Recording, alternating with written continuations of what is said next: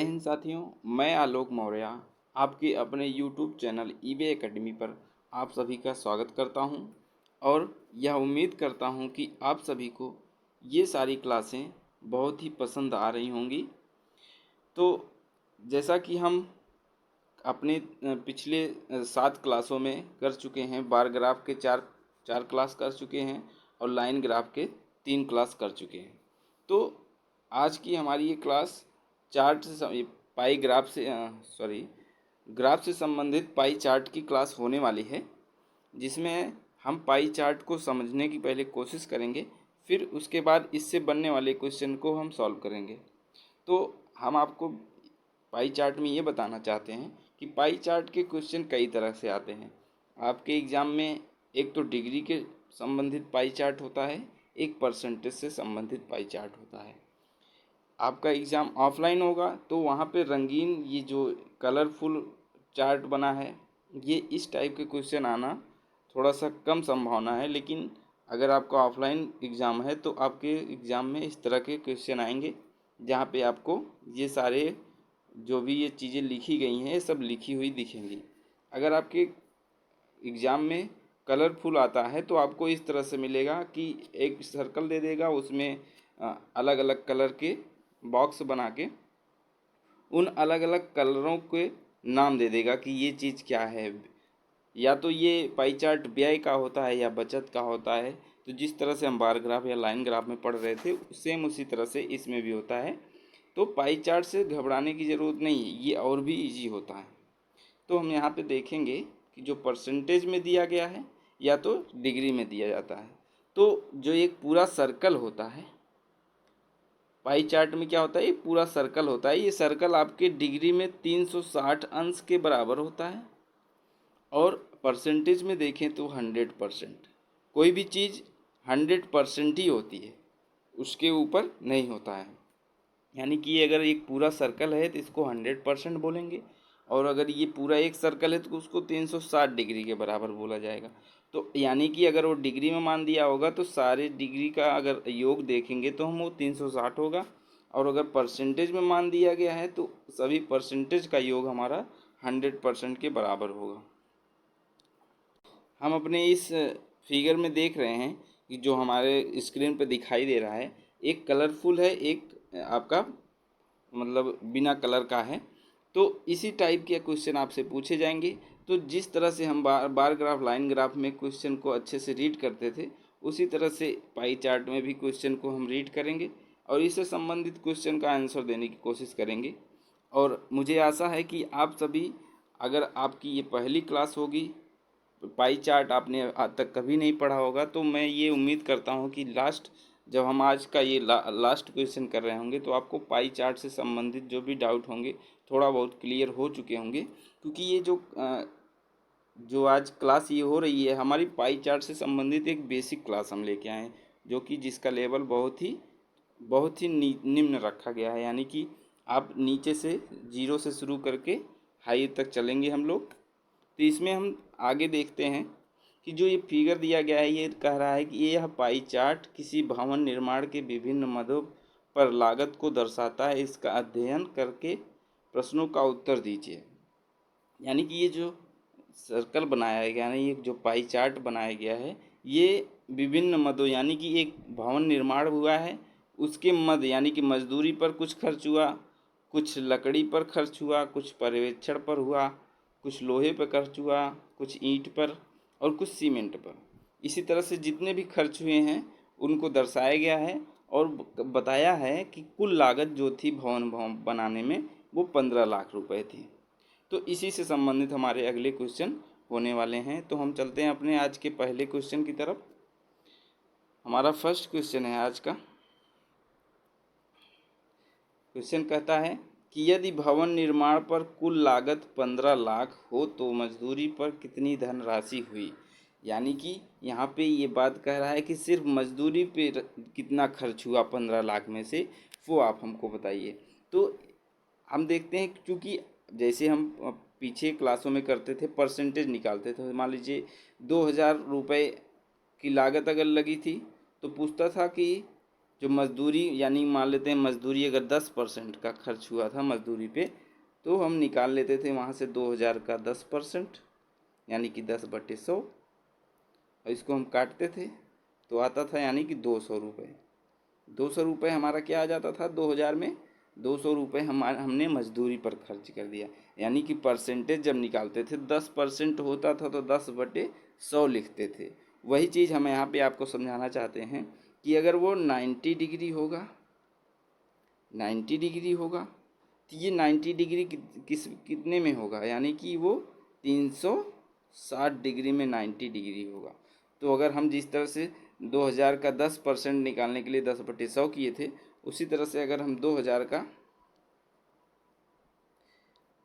का 90 डिग्री निकालेंगे तो 90 डिग्री बटे 360 डिग्री ये लिखेंगे। 0 से 0 काटेंगे, 9 से इसको काटेंगे, 9 चौक 36, इसको इससे काट के हमारा मान आ जाएगा। यानी कि हम आपको ये समझाने की कोशिश कर रहे हैं कि अगर डिग्री में मान दिया गया है तो हम उसका यानी कि ये जो मान है इसको हम डिग्री से ही इस मजदूरी पर कितना खर्च हुआ हो वो निकालने का हम आपको बता रहे हैं कि आप इसी डिग्री से ही कैसे निकाल पाएंगे, परसेंटेज अगर नहीं दिया है तो भी। तो हम देखते हैं कि जो मजदूरी पर धनराशि निकालना है, मजदूरी पर धनराशि निकालना है तो इसके लिए क्या करेंगे, टोटल धनराशि कितनी थी 15 लाख, 15 लाख का यानी कि 15 लाख में से कितना डिग्री इस पे खर्च हुआ है 90 डिग्री, यानी कि 90 डिग्री अपान पूरा टोटल सर्कल कितने कितने का होता है। आपको ये याद रखना है कि पूरा सर्कल 100% का होता है और पूरा सर्कल 360 डिग्री का होता है। तो देखेंगे डिग्री ये बार बार लिखने की जरूरत नहीं, क्योंकि डिग्री से डिग्री कैंसिल हो जाएगी आपकी। तो ये 0 से 0 कैंसिल हो गया, 9 से काटेंगे तो 9 चौक 36 और 4 से इसको डिवाइड करते हैं तो 4 तिहाई 12, 4 सते 28 और 4 पची 20 और ये 3 जीरो और, यानी कि आ गया 3,70,000, नहीं 4 पची 20, सॉरी यहाँ तो 5 होना चाहिए ना, 4 पची 20, 4 से काटेंगे तो 4 तिया 12 और 4 सते 28, 2 बचा 20 हो गया, 4 पची 20, यानी कि 3,75,000 आया। ये हमारा मजदूरी पर खर्च आ गया। तो हमारा option number D right answer हो जाएगा। नेक्स्ट क्वेश्चन, हम अपना अगला क्वेश्चन देखें। क्वेश्चन में कह रहा है कि ईंट लोहे सीमेंट, यानी कि ईंट लोहे और सीमेंट की बात कर रहा है, पर खर्च हुई धनराशि भवन निर्माण की कुल लागत का कितना प्रतिशत है। यानी कि ईंट पर खर्च, लोहे और सीमेंट पर, इन तीनों पर जो टोटल खर्च आया है वो भवन की जो कुल लागत है, यानी कुल लागत कितना है। अगर आपके क्वेश्चन में नहीं दिया है कुल लागत तो यहाँ पे देखिए फिगर में दिया गया है, यानी 15 लाख, 15 लाख जो कुल लागत थी उसमें ईंट लोहे और सीमेंट पर सिर्फ कितना खर्च हुआ है ये आपसे पूछ रहा है, मतलब कितना प्रतिशत खर्च हुआ है। तो परसेंटेज निकालने के लिए तो हम देखते हैं कितना प्रतिशत आएगा इन तीनों में मिला के, जो खर्च हुआ है वो कुल लागत का कितना प्रतिशत है। तो हम देखते हैं कि लोहे में कितना खर्च हुआ 54 डिग्री, तो एक 54 डिग्री, दूसरा 54 डिग्री और तीसरे पे सीमेंट में खर्च हुआ 72 डिग्री। टोटल कितना खर्च हो गया 180 डिग्री। एक तो हम ये कर सकते हैं कि ईंट का दाम निकालें, पहले 15 लाख में से 54 डिग्री का मान निकालें, फिर 15 लाख में से 54 डिग्री का फिर से मान निकालें, फिर 15 लाख में से इस सीमेंट का यानी कि 72 डिग्री का मान निकालें और उनको ऐड कर दें, फिर टोटल से हम परसेंटेज निकालें। एक तरीका ये हो सकता है, और थोड़ा सा हम आपको शॉर्टकट तरीके से बताना चाहते हैं कि अगर इस तरह से आए तो आप ऐसे भी करेंगे तो आपके आंसर सही होगा। कि जो तीनों चीज़ को पूछा है तीनों का जो डिग्री मान है वो ऐड कर लिया हमने, टोटल कितना है 180। तो कह रहा है कि ये जो 180 है वो टोटल का कितना प्रतिशत है, यानी कि 180 टोटल कितना होता है, 180 डिग्री का टोटल कितना होगा 360 डिग्री, यानी कि जो 180 डिग्री का मान है वो टोटल 360 डिग्री का कितना प्रतिशत है। जब प्रतिशत निकालने की बात आती है तो वहाँ 100 से गुणा होता है। तो हम देखें डिग्री से डिग्री कट जाएगा। अगर हम इसको डिग्री को ना भी लिखें तो भी कोई दिक्कत नहीं है, 0 से 0 कटेगा। 18 से इसको काटेंगे, 18 दूना 36, और 2 से काटेंगे इसको तो आ जाएगा 50, यानी कि जो 50 आया 50%, ये आपका राइट आंसर हो जाएगा। अगर आप ये नहीं करना चाहते थे तब भी आप यहीं से देखिए कर सकते थे, जो हमारा 50 राइट आंसर हो जाएगा। आइए हम सेकंड मेथड से देखते हैं। सेकंड मेथड हमारा है कि हम टोटल को देखें, थोड़ा सा कॉमन सेंस लगाएंगे कि 54, 54 और 72 इन तीनों का योग कितना आया, 180 डिग्री आया। ये 180 डिग्री इन तीनों का मान आ गया, यानी कि ये तीनों पूरे के पूरे 180 डिग्री अकेले ही खर्च कर रहे हैं, यानी कि तीनों पर अकेले ही खर्च 180 डिग्री, यानी कि अगर देखिए टोटल इस सर्कल का मान कितना होता है 360 डिग्री, और 360 का ये क्या है, आधा है। जो ये 360 का पूरा जो खर्च था वो 360 है, लेकिन उसका आधा खर्च इन तीनों पर हो जा रहा है। तो यानी कि अगर आधे की बात करें तो परसेंटेज में वो कितना होगा, अगर टोटल 100% होता है तो उसका आधा कितना होता है 50%। तो हम कॉमन सेंस से भी इस क्वेश्चन को सॉल्व कर सकते थे। आगे नेक्स्ट क्वेश्चन देखेंगे। क्वेश्चन नंबर 3 कर रहा है कि लकड़ी पर किया गया खर्च सीमेंट पर किए गए खर्च का कितना प्रतिशत है। आप सोच रहे होंगे सर जो लकड़ी पर खर्च और सीमेंट पर खर्च की बात बोला है तो ये दोनों डिग्री में मान हैं, तो हमसे पूछा है परसेंट लाने को, तो डायरेक्टली हम कैसे कर पाएंगे। तो अगर हमको परसेंटेज निकालना है और लकड़ी पर खर्च और किए गए खर्च का हमको अंश और हर पता चल जाए, उसमें गुड़े 100 कर देंगे या 100 से गुणा करके हम परसेंटेज निकाल सकते हैं।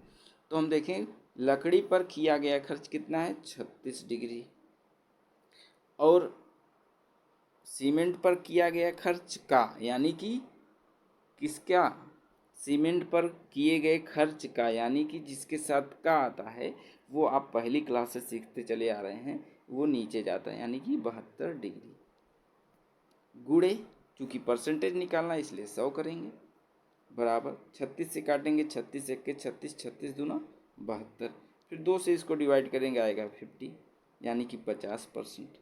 इसका भी मान आ जाएगा 50%।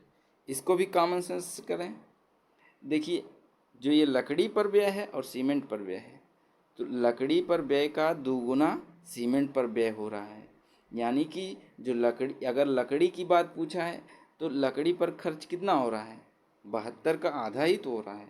आधा होने का मतलब है कितना, अगर पूरा टोटल 100% होता है तो उसका आधा कितना हो 50%। तो इस तरह से भी हम अपना टाइम बचा सकते थे, हमारा तब भी राइट आंसर आ जाता। नेक्स्ट क्वेश्चन देखेंगे। क्वेश्चन नंबर 3 कहता है कुल लागत में से मजदूरी तथा पर्यवेक्षण पर कुल खर्च कितना हुआ। अब यहाँ से हमको रुपए में मान पूछ लिया है, कोई दिक्कत नहीं है। पहले हम कुल लागत में से मजदूरी तथा पर्यवेक्षण पर कुल खर्च कितना हुआ। एक तो हम ये कर सकते हैं, जैसा कि आप काफ़ी लोगों के दिमाग में आ रहा होगा कि सर मजदूरी का खर्च निकाल लें कुल लागत में से, और कुल लागत में से पर्यवेक्षण का खर्च निकाल लें, तो उन दोनों को ऐड कर देंगे तो हमारा आंसर आ जाएगा। तो आप बहुत सही सोच रहे हैं, लेकिन इतना लंबा ना करके हम थोड़ा शॉर्ट करने की कोशिश करेंगे कि मजदूरी ये दिया है और पर्यवेक्षण यहाँ पे है, तो डिग्री में ही इन दोनों को पहले ही ऐड कर लें। जैसे 54 डिग्री पर्यवेक्षण पर खर्च हो रहा है, 90 डिग्री मजदूरी पर, तो इन दोनों को पहले ही ऐड कर लें। इन दोनों को ऐड कर लेंगे कितना आएगा 144 डिग्री, 144 डिग्री आ गया। तो हमसे पूछ रहा है कि कुल लागत में से मजदूरी तथा पर्यवेक्षण पर कुल खर्च कितना हुआ, यानी कि मजदूरी और पर्यवेक्षण पर कुल खर्च कितना हो गया है 144, कितने में से 360 में से, यानी कि हम अब यहाँ पे अपना मान निकालना चाहें तो हम निकाल सकते हैं। हम लिखेंगे कुल खर्च, जो इन दोनों में कुल खर्च आएगा वो आएगा 15 लाख। टोटल तो खर्च इतना ही था ना, 15 लाख का कितना 144 डिग्री, और टोटल कितना था 360 डिग्री। अगर डिग्री है तो अगर मान निकालना होता था, जिसे परसेंटेज में निकालना होता है, तो आप 100 उतना बटे 100 कर देते हैं। उसी तरह से अगर 144 डिग्री का मान निकालना है तो आप किससे बटे करेंगे, किससे भाग करेंगे, 360। अगर डिग्री से तो डिग्री के लिए 360, परसेंटेज रहेगा तो बटे 100। तो हम यहाँ पे देखें, जीरो से जीरो कैंसिल हो गया, और 36 का अगर देखें तो 36 से इसको काटते हैं, 6 चौक 24, 4 बार जाएगा। कितना बार जाएगा, 4। तो 15 चौका, अब इसको 15 और 4 का गुणा करेंगे तो हो जाएगा 60, और ये 4 जीरो आपके पहले से ही हैं, 2 3 4। ये हो गया आपका टोटल 6 लाख रुपए मजदूरी और पर्यवेक्षण दोनों को मिलाकर खर्च हुए थे, 6 लाख रुपए। और हम अगर देखें इसका सेकंड मेथड जो आपके दिमाग में आया रहा होगा, उससे भी सही है, उससे भी आपका आंसर आ जाएगा, लेकिन थोड़ा टाइम लगेगा। जैसे देखें कि आप सोचते हैं कि सर 15 लाख है, 15 लाख का हम कितना निकाल लें, मजदूरी और पर्यवेक्षण की बात किया है, मजदूरी और पर्यवेक्षण, इसका 54% पहले निकाल लें।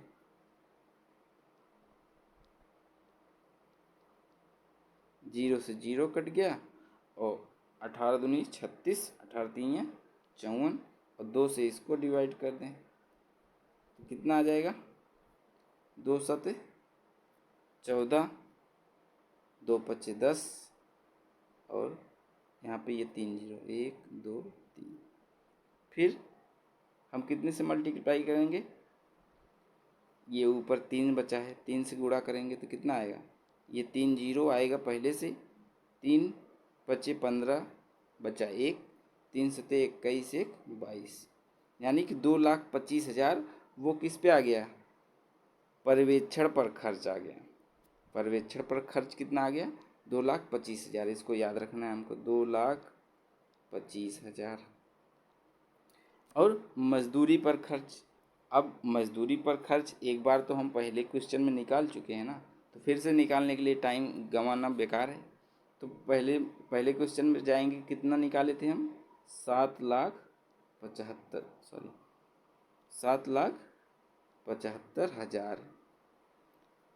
ये पर्यवेक्षण पर हो गए, ये मजदूरी पर। अब इन दोनों को ऐड कर दें तो टोटल मिल जाएगा हमको, 0 0 0, 5 5 10 0, 7 2 9 और 1 10, बचा 1, 7 2 9 और 2 लाख, यहाँ पे कितना होगा, सॉरी ये 3 लाख था आपका, 3,75,000 था, 3 2 5 और 1 6, यानी कि 6 लाख जो हुआ वो आपका टोटल मान इससे भी आ गया। और आप अगर टोटल पहले इन दोनों की डिग्री को ऐड करके फिर टोटल में से निकाले होते तो भी आ जाता। तो आई होप आपको समझ में आया होगा। नेक्स्ट क्वेश्चन, क्वेश्चन नंबर 5 कहता है कि पर्यवेक्षण और लोहा खर्च किन अन्य दो खर्च के बराबर है। जो पर्यवेक्षण पर खर्च हो रहा है और लोहे पर खर्च हो रहा है, इन दोनों पर जो खर्च है वो उसका मान जो आएगा, और बाकी जो ऐसे जो भी खर्च हैं उनमें से किन दो खर्चों का मान इन दोनों के बराबर आएगा, ये आपसे पूछा गया है। यानी कि अगर हम देखें इन दोनों पर खर्च कितना आ रहा है, डिग्री में 54 प्लस 54 कितना हो रहा है, 108 डिग्री। यानी कि यही हमसे पूछ रहा है कि ऐसे और कितने खर्च हैं जिनका भी योग 108 डिग्री के बराबर है। तो अगर इसको चाहें तो हम एक एक करके चेक कर सकते हैं, या अपने ऑप्शन से हम चेक करें। लकड़ी और मजदूर का देखते हैं, लकड़ी और मजदूरी का खर्च देखते हैं, 108 आता है, ये 9 3 12, ये 126 आ जाएगा। तो ये तो 108 से ज़्यादा हो गया। हमसे क्या पूछा है, बराबर पूछा है, ये नहीं होगा ऑप्शन। ऑप्शन नंबर बी देखते हैं, लकड़ी और सीमेंट, लकड़ी और सीमेंट को जोड़ने की बात कर रहा है। 6 2 8 और 7 3 10, यानी कि इन दोनों को जोड़ने पे क्या हो रहा है, 108 डिग्री आ जा रहा है। यानी कि यही दोनों क्या हैं, पर्यवेक्षण और लोहे पर खर्च जो है वो लकड़ी और सीमेंट के खर्च के बराबर है। तो हमारा राइट आंसर क्या हो जाएगा? Option number B. तो हम आज जो भी ये क्लास किए हैं अपना पाई चार्ट से संबंधित, वो आपका एक छोटे लेवल से शुरू हो करके कल हम इससे थोड़ा सा और अच्छा लेवल लेके आएंगे। उसके बाद एक और, यानी कि हमारी पाई चार्ट से संबंधित 3 क्लासें होनी हैं। हम इन 3 क्लास में ऐसा लेवल कर लेंगे कि जो कि एग्ज़ाम के से संबंधित जो भी क्वेश्चन आने वाले होंगे उनका लेवल ये मैच कर जाएगा। अगर इस टाइप के क्वेश्चन आते हैं, अगर पाई चार्ट से क्वेश्चन अब की बार आ भी जाता है, तो आप प्रैक्टिस करके आप इतना सीख चुके होंगे कि आप प्रैक्टिस करके उसके 5 क्वेश्चन को सही कर सकेंगे। तो हमने आज यहाँ पाई चार्ट शुरू किया है। आपकी 2 क्लासें और पाई चार्ट से संबंधित होंगी। फिर हम पढ़ेंगे टेबल। टेबल से संबंधित क्वेश्चन हम करेंगे, जो कि इसका भी रोल आपके पेट के एग्ज़ाम में बहुत ही है, क्योंकि ये अकेले ही 10 नंबर का आएगा।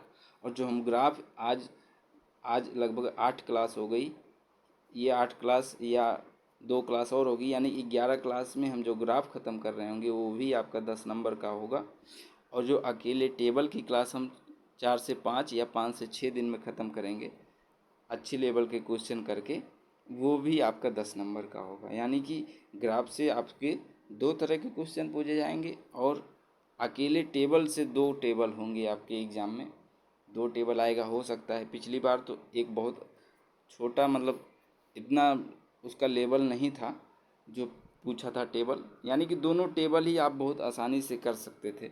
10 नंबर आप बहुत आसानी से, यानी कि इन 20 में से आपको एक नंबर भी नहीं कम होना है। यानी कि अगर एक नंबर भी कम हो रहा है तो ये जान लीजिए बहुत सारे लोग आपसे आगे निकल जाएंगे। तो इसलिए हमको ऐसी प्रैक्टिस करनी है कि हम भी 20 में 20 करके आएँ।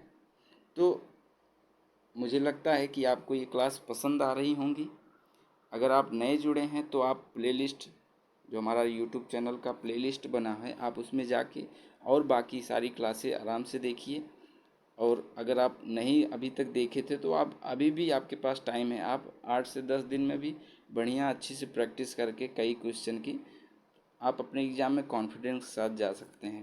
क्योंकि ये सब्जेक्ट जो है वो एक आर्ट साइज के बच्चों के लिए भी है और एक साइंस साइड के लिए। अगर नहीं आप कभी पढ़े हैं तब भी आप इसमें स्कोर अच्छा कर पाएंगे, यदि आप बहुत ज़्यादा प्रैक्टिस करके जाते हैं। आई होप आपको ये क्लास पसंद आई होगी। अगर आपको पसंद आई है तो इसको लाइक करें, शेयर करें और सब्सक्राइब करना ना भूलें। मिलते हैं अपने नेक्स्ट क्लास में, तब तक के लिए जय हिंद,